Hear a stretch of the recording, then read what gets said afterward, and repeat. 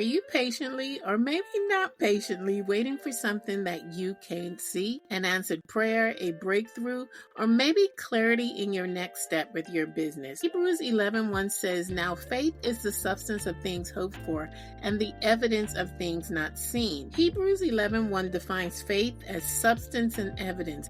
In other words, faith isn't just wishful thinking. It's the confidence that whatever you are believing for already exists in the spiritual realm.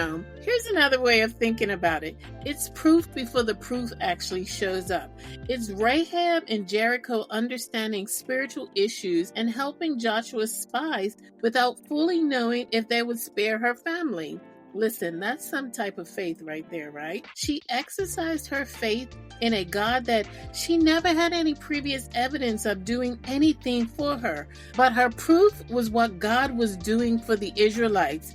Faith isn't trusting God before you see the results. It's saying, I believe you are working it out even when I don't feel it or see it. I imagine Rahab on the day the walls of Jericho came tumbling down, having to console her family to wait and be still as she waited for God to fulfill his promises for her life. I'll end today with this reminder. There will always be people who don't see what you see and will try to pull down your faith.